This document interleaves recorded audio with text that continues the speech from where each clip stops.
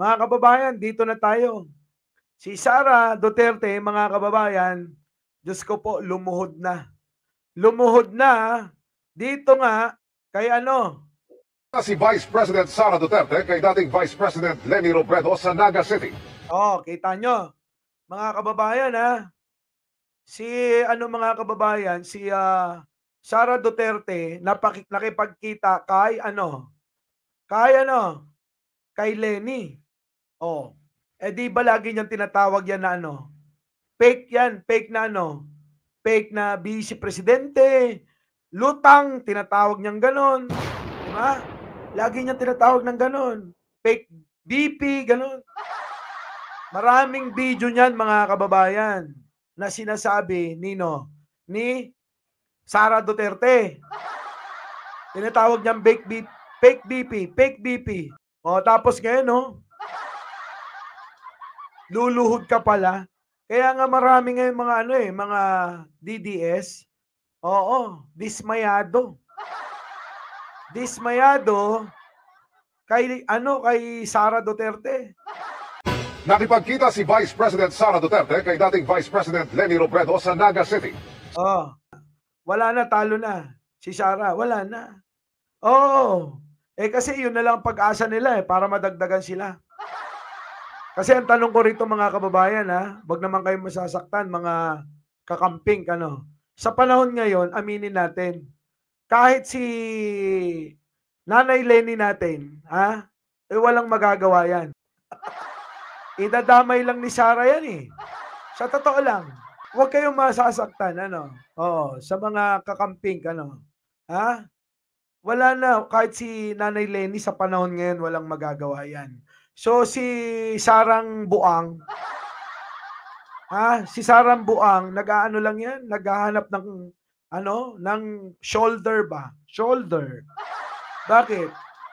Walang masasandalang shoulder. Kailangan yung shoulder ni Nanay Leni nyo. Pagsabihan nyo sila Nanay Leni, bakit? Dadamay ni Sara sa kamalasan yan. Ito na yung ganti sa kanila ng pambababoy nila kay Bro. Diba? Binaboy ni Digong si Bro Alam nyo naman kung sino si Bro, diba? Diba? Paring Jet, Saan po pwede mag-order daw, hoodie? Kay Arnold Lopez po. Arnold Lopez nandiyan dyan. Diba? Pakibaba nga yung Facebook ni Arnold Lopez dyan. Head and shoulder na lang. I'm kakamping po, Myra Star, di ba? Sabihan si Nanay Leni. Idadamay siya ni Sara. Kasi totoo, sa ngayong panahon, aminin natin at hindi, walang magagawa si Nanay Leni. Di ba? Walang magagawa Paganahin natin tong ating ating malikot na isip. Siguro inuuto si Sara, mga kababayan. Sabi ni Sara kay Nanay Leni, Leni, samahan mo na ako, pabagsakin natin si BBM. Promise, sa 2028, susuportahan ka namin.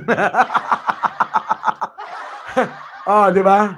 Sa 2028, ikaw na tumakbong presidente. Lahat kaming mga Duterte. Susuporta sa iyo. Marami kaming taga-suporta. Kay Kibuloy lang, 8 million na. Pang-uuto siguro, Pinangako yung supporter ni Kibuloy. 8 million daw kay Kibuloy, 8 million na. Sigurado yun. Kasi nung nakaraang eleksyon, hirap na hirap kang maka 15 million. 14 million lang yata yung nakuha mo nun. So kung madadagdagan ng 8 million yun, magiging 22 million. Plus, may plus pa yan. Plus yung supporter ko. Sasabihin nun, Siyempre, uutuin niya. Di ba? Plus yung akin. Nakita mo naman, mas malaki yung boto ko kay BBM. 32 million yung sa akin. So, 22 million plus 32 million, aba, sasabog na yung ulo mo. Kakakwenta kung ilang boto ang makukuha mo. Di ba? O, siguro si Nanay Lenny, isip-isip nito, inang-ina mo. Dati binabanatan mo ko. Ha? Dati binabanatan mo ko. Tapos ngayon inuuto mo ko. 'Di ba? Oh. 'Di ba? Eh ngayon nagalit yung mga kakamping, mga kababayan. Siyempre si Nanay Lenny, tinatansya-tansya rin si Sara. Isip-isip ni Nanay Lenny nyo, tanginan to. Parehas kaming abogado. Sa totoo lang, mas matalino ako sa'yo. Napatunayan ko. Tapos, bobulahin mo ko. Di ba, sausaw? Oh, ray break, yun o. Di ba? Ngayon ito. Bubulahin ako. Binubola. Walang iya si Sara.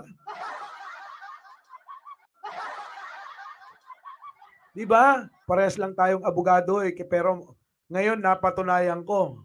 Kung lutang ako noon na tinatawag nyo, abay grabe lutang mo. Nasa ere ka talaga. Di ba no? Siguro yung sinasabi ni Leni Robredo no? So ngayon mga kababayan, ano tingin ninyo? Ano pinag-usapan nila? Kasi yung mga kakamping, abay inaasar itong mga vlogger ng DDS. Tapos yung iba namang mga vlogger ng DDS, ano sagot? Ay, bahala na sila dyan, wala na kami dyan. Pati yung mga vlogger, hirap na rin pagtanggol eh. Di ba? Yung mga vlogger nila, hirap na ipagtanggol si Sara. Sabi nung peke ang kasarian, sabi, okay lang naman yun eh. Ano naman kung puntahan? Samantalang, anong okay? Binugbog nyo si Lenny. Di ba? Binugbog nila si Lenny, mga kababayan, noon. Nung panahon ng eleksyon. Nung panahon ng tatay niya, kasama niya, na busy siya. O anong ginawa? Ha? Di ba ginawang munta nga lang si Lenny noon? Kawawa, hindi makakilo si Lenny. Ginawan ng propaganda. Tapos dinikit pa kay Boy Bigote. Sino naglabas noon? Di ba yung mga vlogger ni Duterte? Number 1 dyan sino? Sila Mocha, Banat Bay, Marlica. O, di ba? Tama ako, mali. O, abay, nilabas nila eh. Uy, Argo, nang-aaway ka na naman. Kung ano mga aaway, peace na tayo. Love lang ba? Love lang, walang hate. Ganun. Galit. Di ba no? Oh, tapos ngayon lalapit-lapit ka, Sara.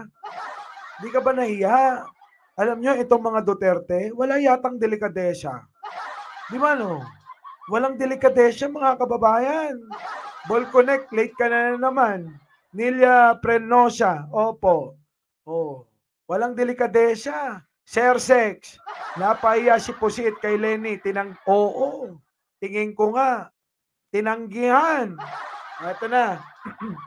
Matapos nga ito, Nakipagkita si Vice President Sara Duterte kay dating Vice President Leni Robredo sa Naga City. matapos nga yan, ito na yung mga kakamping. Oo, pasok. Nabalitaan mo na ba na binisita ni Sara Duterte si Leni Robredo sa bahay niya sa Naga? Walang pasatabi. Pumunta lang, dire-diretso nalaman na lang ni Leni nung on the way na si Sara. Why kaya? Desperate moves? Ay, desperate move. Desperate move. Wala nang kahihiyan. Yung inyong vice presidente, hindi na nahiya. Ang kapal ng mukha. Lumuluhod na sa tinatawag niyang fake BP noon. At ngayon, pinuntahan ng wala man lang abiso, walang paalam, bigla-biglang nandyan na. Sabay sinabing, Bulaga! Binulaga. Binulaga si Lenny. Tapos ano sabi siguro? Ay, Madam BP, pangaasim, tulungan na. BP Lenny, maawa ka na kay PRRD. Pati sa mga kapatid ko at kay Bato, sama mo na si Bongo. Idamay mo na rin si Kibuloy na nakakulong na. Pangaasim, maawa ka na. Lahat gagawin ko. Tulungan mo lang ako. Grabe na. Politika, politika, politika. Nakakahiya. Kababain. Ay, Sara. Mangibabain. Hindi mo na binigyan ng kahihiyan yung mga nagtatanggol sa iyo noon. Kakahiya ka. Sabi nung isang kaibigan kong DDS vlogger. Putang inames. Matapos kaming sumabak-sabak sa gera kay Lenny noon. Tapos makikita ka namin, inang-ina. Kasama mo, lumuhod ka pa. Ay, visit ka. Susukod kami sa Malacanang. Pag sumugod kami, magpapatiwakal na ang Pangulong Bongbong Marcos nyo. O, diba? Yun ang sinabi. O, paano ngayon to? Baliktad, mga kababayan. Iba ang sumugod. Si Sara mismo sumugod. Sumugod sa Naga. Sinugod si Lenny. Ayun, naglumuhod. Sa totoo lang, hindi siguro naisip ni Sara na, tama ba tong gagawin ko? O yung mga pinagkukuhang yung mga pinagkukuhang mga advisor ni Sara, Sala tuloy. Sala, kasalanan agad. Mga walang kwenta no? Mga walang kwenta. Kasi kung ako advisor niya, hindi ko i-advise na pumunta ka. Pipigilin kita. Kasi pangit tignan talaga. Maliban, kung kaya mo nang kainin, yung sinuka mo, tinain mo na. Di ba mga kababayan? Ganun ang pinakamadaling paliwanag rito eh. Yung tinain mo na, kakainin mo pa. Ganun ang ginawa ni Sara. Masakit mang sabihin, pero yun talaga. Kahit ipagtanong nyo pa. Sa lolo niya. Diba? Our beloved Boss Mike,